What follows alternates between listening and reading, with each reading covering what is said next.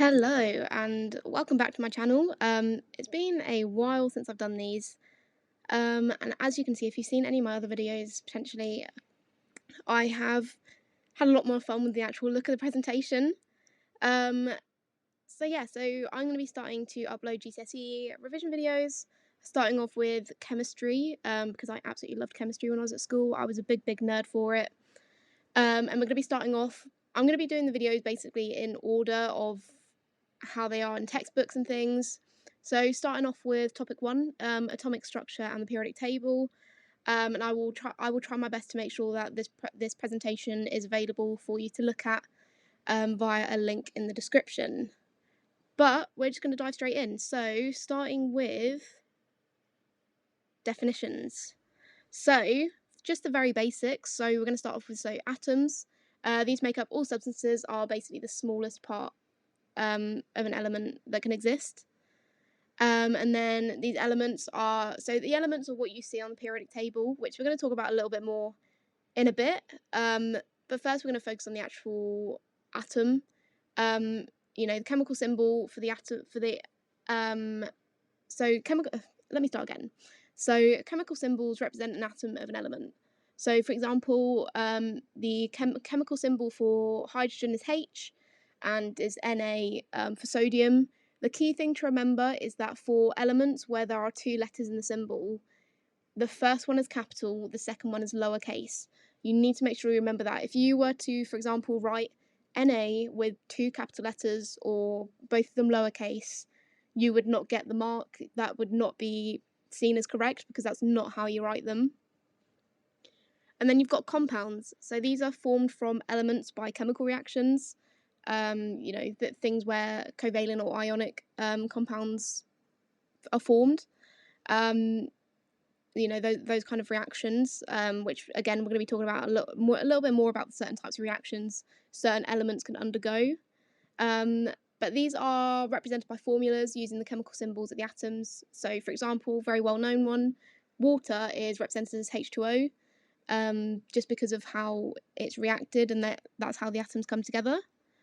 And then they can also be separated back into the elements by chemical reactions. So pretty much any reaction, if it goes forward, it can go backwards in some way. May not necessarily be the same reaction back and forth, but it can be done. And then you also got mixtures. So these are essentially two or more elements or compounds that are not chemically combined, and the properties of these are unchanged. So this is where, for example, you have when oil is collected, there are a ton of different oils that are present there, and they have to be filtered and separated. Hence why you've got fractional distillation to separate all these different oils. There's tons of other ways of separating, such as filtration, crystallization, simple distillation, and chromatography, which is a type of chemical testing. But moving forward to the development of the model of the atom. So atoms were originally thought to be tiny spheres that could not be divided. Hence the electron discovery led to the plum pudding model, which you can see just at the top a little bit. So this is basically where atoms were originally thought as just this blob where you just had free floating kind of protons and electrons floating around in there. The alpha particle scattering experiment, so this is basically where they sent a beam of alpha particles at very thin gold foil, and then how these reacted based on how they came away from the gold foil was tested. So this concluded that the mass of an atom was concentrated at the centre, aka what we now know as the nucleus, and that the nucleus was charged. So the kind of findings of this reaction was that some of the alpha particles emerged from the foil at different angles, and some even came straight back. And the positively charged alpha particles, because of the gold foil, were being repelled and deflected by the small positive charge of the nucleus. So looking at Neil Bohr, but I'm not entirely sure how to pronounce his surname, but luckily you're not going to have to do a chemistry speaking exam, went on to suggest that electrons orbit the nucleus at specific distances, which was supported by experiments later on. But essentially this was starting to form the idea that atoms had shells on them, which is where the electrons were. So rather than being in a center place similar to the positively charged nucleus. Later on, we figured out that the positive charge of the nucleus was broken down even further into smaller particles, essentially providing evidence that protons were a thing. These weren't necessarily known of. And James Chadwick provided evidence to show that the existence of there was neutrons within the nucleus. Although at this point, this was already kind of generally accepted that neutrons were a thing, there wasn't actually any evidence of it yet until James Chadwick came along. And then looking a little bit more at the actual subatomic particles, so this is the proton, neutron, and electrons. So actually the kind of properties of these. So the atomic number, which you'll see on a periodic table, is the number of protons in an atom of an element.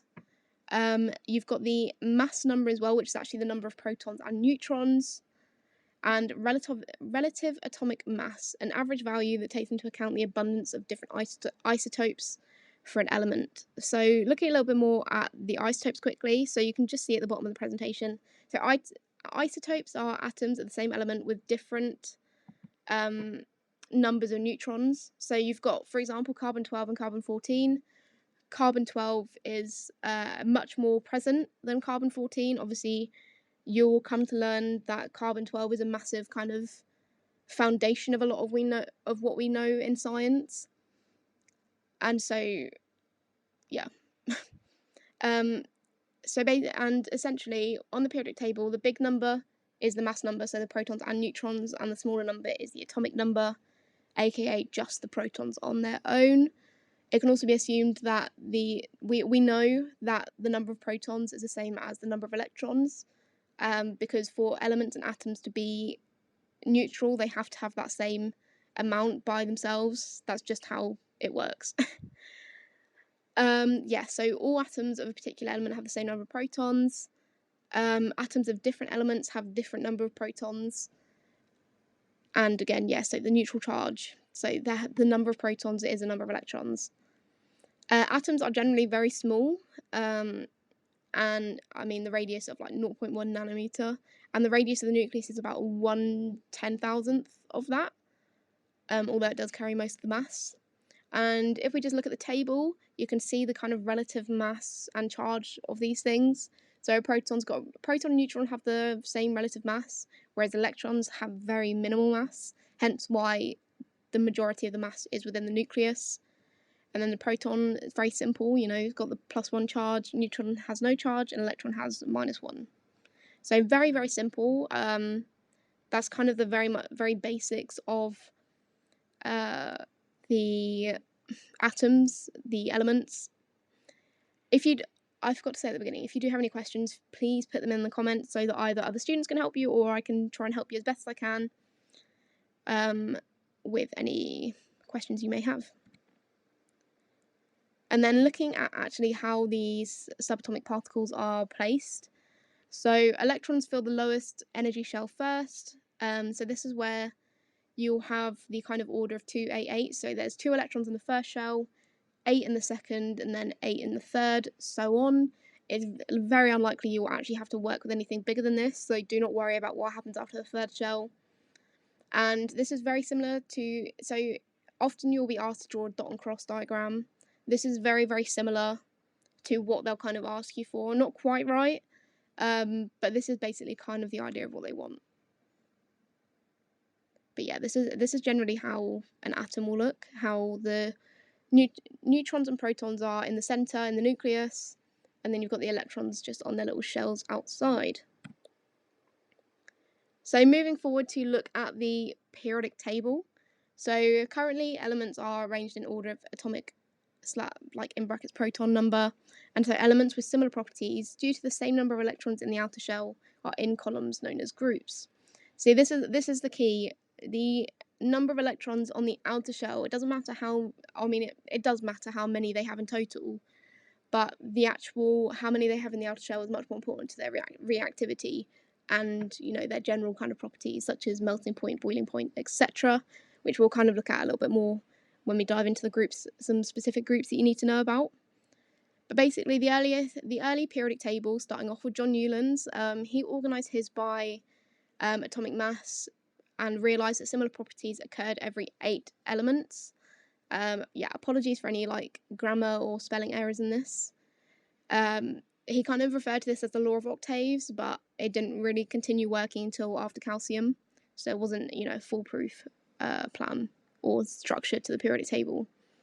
And then you've got Dmitry Mendeleev, so he ordered his table by atomic mass, but not strictly. Some order was based on atomic weight as well. And then he actually left gaps within the periodic table for elements that he predicted were around but just had not been discovered yet, which I think is really, really interesting. The fact that he kind of knew that, or actually took into consideration the fact that there were things they just hadn't found yet.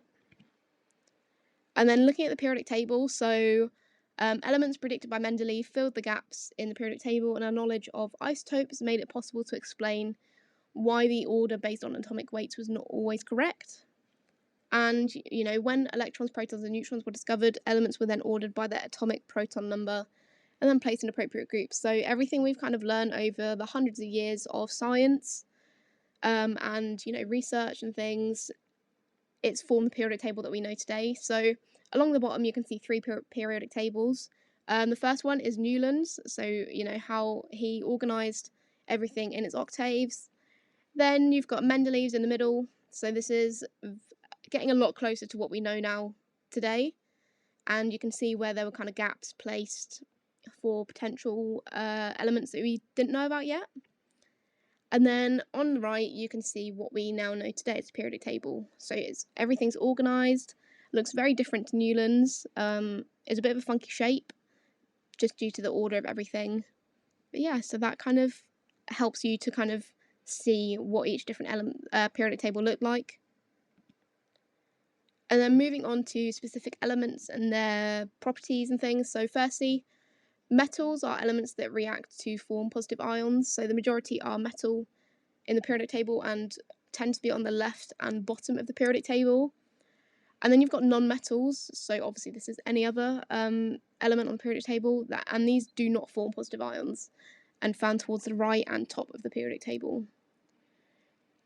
Looking specifically at group 1, so this is the first group on the modern periodic table. So this is where hydrogen, lithium, sodium, potassium, etc. are. So they have certain properties due to having 1 electron in their outer shell. This is the key thing you need to remember with the periodic table, is that each group and its number tells you how many electrons are in the outer shell. So group 1 has 1 electron in the outer shell, group 2 has 2, and 5 has 5 in the outer shell. They react vigorously with water to create an alkaline solution and hydrogen, and you can see in the little diagram on the side that the reactivity increases down the group. All the elements react with oxygen to create an oxide, and they all react with chlorine to form a white precipitate. This is really useful information to know, because if they surprise you with a reaction that you haven't necessarily seen, if you know that the element you're looking at is in group 1, and say they're looking at, so say for example the Fr element at the bottom, I can't think off the top of my head what that is, but say Fr, they were going to react that with oxygen, you know that is going to create an oxide. So it's little things and rules like that you need to know that will massively help you in your exams, because they like to surprise you with things that you might not necessarily have seen before. And then looking even closer at group 1, so this is kind of looking more specifically at how they react, especially with oxygen, water and chlorine. These are kind of the main reactions you'll be questioned on. I won't spend ages talking about this because I don't think that'll be useful to anyone, but you can see the table, it's very clear, and this presentation will be available for you if you want to spend more time looking at it, or even just pause the video now, just have a read through. I feel like it's pretty self-explanatory, but if you do of course have any questions, then please comment them below. Then moving on to group 0 and 7. So starting off with group 0, these are the noble gases. So jumping back to the periodic table, these are the ones here. So helium, neon, argon, etc. on the far right hand side of the periodic table. So they have a full outer shell, basically 8 electrons except helium, which has 2 electrons in the outer shell because it's obviously such a small element. They are unreactive and do not easily form molecules because of this stable arrangement of electrons. They don't want to lose any, they don't want to gain any, they're very happy how they are. And boiling point actually increases down the group. So that's kind of basically all you really need to know about noble gases. And then looking at group 7, the halogens. So these have similar reactions due to their 7 electrons in the outer shell. This is one thing you really need to remember. The groups are organised, so because they have the same number of electrons in the outer shell, they will react very similarly. They are non-metals and exist as molecules made of pairs of atoms. So chlorine is only really found as Cl2. So this is another key thing to remember when you're writing out reactions and things. You need to remember that the group 7 elements, the halogens, will be in pairs of 2. You'll never see chlorine by itself. They react with metals to form ionic compounds, forming -1 charges as they gain an electron. Obviously, being group 7, they have 7 electrons in the outer shell. They want to gain that extra one to fill their outer shell and become stable like the halogens. Also, I realised I feel like there's so many spelling mistakes on this one, so apologies for that. They also react with non-metals to form covalent bonds. So this is where the elements or the atoms will share electrons in their outer shell. So rather than gaining or losing one to affect their charge, they simply share them. As you go down the group, melting and boiling point increases and reactivity decreases down the group due to the gaining of an electron and number of shells increasing. So the element attracts other electrons less, and there are more shells, so don't react as easily. A reactive halogen at the top of the group can displace a less reactive one in an aqueous solution of its salt. So an example is that chlorine is more reactive. Chlorine is higher up the group, so it's more reactive than bromine. So if you were to bubble chlorine gas through a solution of potassium bromide, that would then form potassium chloride and then leave bromine on its own. So that's another really important thing to remember, is that they can kind of beat each other if they're more reactive. And then just some properties of transition metals. So moving on from group 0 and 7, looking at transition metals. So this is the metals in the middle of the periodic table, as you can see just in the little image. They are harder and stronger than group 1 elements and have higher melting points, except mercury, higher densities and much less reactive. It's key that a big part is that they are compared to group 1. I'm not quite sure specifically why that group, but that's just one thing you need to kind of remember. So they are harder and stronger than group 1 and have high melting points. Then looking specifically at the table, again, I'm not going to spend a lot of time reading through this with you, but you can see the properties of the kind of main 6 transition metals that you'll be looking at. So this is chromium, manganese, iron, cobalt, nickel, and copper. You've got the ion charges in the kind of middle of the table, and some of these are coloured. This is kind of to show that when these ions are formed, this is the kind of colour of them that we as humans will see in the reaction. So some of them are a little bit trickier to see, but I hope they're okay. And if you're having too many issues, I can try and work a way around it somehow. But yeah, so these are all the ions that are formed from these elements, these atoms, when they react. Obviously, they can have a variety of different ions. The ones that are in black, I believe, don't show any kind of colour when they react, but the others, such as blue, green, yellow, orange, pink, etc., they all kind of show a colour. And then they can also be really good as transition metals because, not as catalysts, sorry. So a catalyst is basically something that speeds up a reaction without actually being a part of the reaction, if that makes sense. So essentially it's kind of on the outside, but it makes things work a little bit faster. So manganese is used with the decomposition of hydrogen peroxide, iron is used in the Haber process, and nickel is used in the manufacture of margarine, so adding hydrogen to double bonds. So that is everything for this section of GCSE chemistry. This is topic 1. I'll be back soon with section 2. And yeah, I hope you found this really, really helpful. Please let me know if you do have any questions or if there's anything you kind of want to query a little bit. Again, apologies about the any spelling errors and things. But yeah, I hope you found that really helpful, and I'll see you soon. Bye.